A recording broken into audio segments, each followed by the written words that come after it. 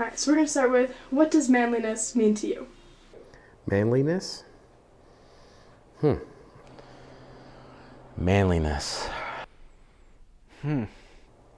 I would think it's more of a mental strength, so to speak. I kind of want to throw self-motivation in there. Well, I guess manliness, growing up, not showing emotion, stoic, provider, being strong. Being able to provide, being able to, like, if there's a problem, you're able to fix it yourself. I've noticed men's mental health is something that can get overlooked a lot. With that being said, I wanted to dig deeper into the topic. So I decided to interview 5 men in different generations to see their perspectives on the topic, why they think it's something that can get overlooked a lot, and how they think we can bring change in the future.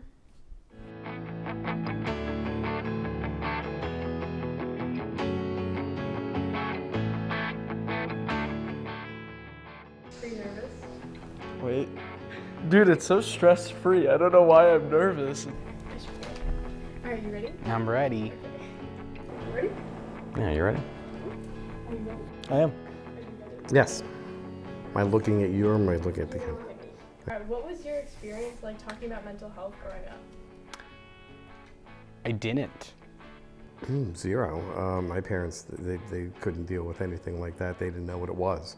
Yeah, I didn't really bring it up a ton in my household, but I have anxiety, but yeah, I don't really talk about it much. I thought, like, oh, I should be fine. Like, I'll get through it. I don't need to talk about it. Just, like, push it to the side.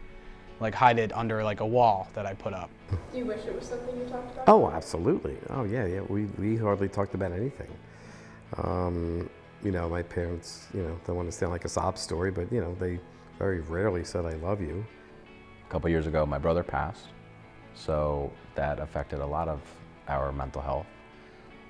And it's still an ongoing conversation to make sure we're all okay. How do you typically work through your emotions? I'd say just kind of getting my mind off of it, either going to the gym or hanging out with friends or just doing something to keep myself occupied so I'm not really thinking about it. With the children, it's easy. I just put their hands in my hand and just kind of seeing how small it is, kind of puts everything in perspective, really helps. It's usually the gym. The gym, actually. It's like my safe haven. Anytime that I have the time to, whether it's after work, before work, or just the day off, I make sure that I decide to go because it's changed my life for the better. What resources do you feel like are available to you? Google, I think really the internet's a great source of finding anything. Being a veteran, there's tons of, there's the Veterans Hospital, they have a hotline you can call. And Work in a sense, because I love my job. If I'm in my own head and have all these people around me that are just like not realizing that they're doing it, but like caring for me and having fun with me, it makes it a little bit better for me as well. I feel like I can go to my guidance counselor or just like my friends. Guidance counselor is last resort, but I feel like I'd go to my friends. Why is a guidance counselor a last resort? I'd rather talk to someone I'm really close with that I trust to like vent to, and I just feel more comfortable talking to someone I know. Do you ever feel like therapy or reaching out to help beyond just your family and people you're comfortable with is an option? Well, I did do therapy. I learned a lot about myself and what were some root causes of things from very early on. So when you were younger, was therapy not even something that crossed your mind? Was it ever talked about? Therapy was for crazy people. Like, that's the way my parents saw it. Why do you think men don't like asking for help, emotionally or just in general? I think socially it's definitely seen as more weak for a man to do it than like a woman. I don't know. I feel like if I went to therapy or something, like, not that my friends would make fun of me, but like they'd bring it up and I'd just feel weird. Maybe they feel that it's not a safe space. They feel it's emasculating. They don't know how to express it. Pride, ego, masculinity, I think will all play a factor in that, to where you just think that you can take care of any type of situation. Why do you think the topic of men's mental health can get overlooked? It's just been overlooked because it's not seen as something that is a problem or that should be addressed. I think gets overlooked more so because the man himself is the one who's not really going out to talk about it. And There's just assumptions that because he's a man, he'll be all right. I think just historically men don't talk about it, and we're not supposed to talk about it. We're just kind of supposed to power through and just keep on going. And How do you feel about phrases like boys don't cry or man up? I think they're stupid. I think they should be discouraged because they kind of build upon the assertion that men don't face any mental health problems or that they don't have any sort of mental health problems and that they should just work through it. I think in order for men to be able to be more open to getting help and going to therapy, that we shouldn't push those ideas that they don't need it. When you're getting told that at a young age affects you when you get older, and unfortunately leads into what we are dealing with now as far as it comes to men's mental health. So I try to refrain from using those terms because, you know, if I wanted someone to open up, that's just going to make them close faster. There was a time where I didn't cry for like 2 years. And when I did, I bawled. Besides the headache that I had after it, I felt so much more relieved and like just letting it out. So as far as like the boys don't cry, like I wish I cried more, honestly.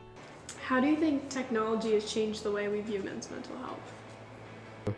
There's always been like suicide hotlines and things like that, so but they might be easier to access these days than they were, say, 30 years ago. Has there been something in your life that's changed your outlook on mental health? So my brother passed because, again, you can understand up to a point when someone's struggling, but now you're going through it, now you fully understand.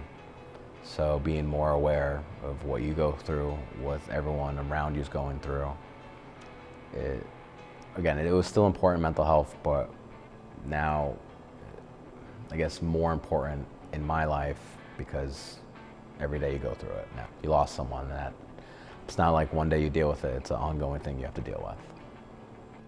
Well, in 9th grade, my friend committed suicide, and he didn't seem like the type ever. He'd be the last kid you would imagine to do that or to have depression or anything.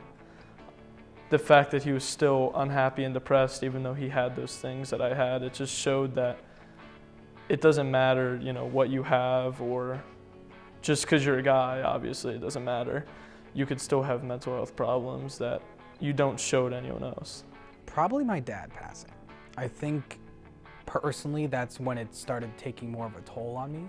worked a job with a couple other young veterans, and just talking to them and hearing their stories kind of it really helped a lot, just knowing that, you know, I wasn't the only one going through what they went through or thinking about what they thought about, and just not being alone was very helpful. How do you think society can break through stigmas surrounding men's mental health? Just trying to find other ways to continue promoting mental health for men. Just trying to be a little bit more creative to get men more engaged. Accept the fact that, hey, you know, they need help. I think they're already doing it just by talking about it. Like this 15 years ago, maybe 20 years ago, it really wasn't a conversation, and now it seems those conversations are happening. Parents, I think parents play a big factor into breaking the stigma, almost like making sure when they're at a younger age to let them know it's okay to talk about these certain things. It's okay to, if you're not feeling okay. The men that have been in that situation who still think that they can handle it, they need to be more open and more susceptible to being able to talk about something like that, to make it more of a normalized situation. We should just continue to recognize that some men might have mental health problems and that they're just as important as any other problems that anyone else has. And I think if we continue to push that eventually we'll all be focusing on what mental health problems we have and how to address them and get better options. It's not less masculine for you to get help. You're just acknowledging the problems that you have and how to deal with them. I wanted to bring awareness to the topic of men's mental health so that hopefully men become more open to talking about it. Also, I wanted to thank the men that I interviewed for being so vulnerable. This is a really important topic to me as I've lost a lot of men in my life to suicide. If you or anyone you know is struggling with mental health, please know that there are resources available to you and that you are not alone.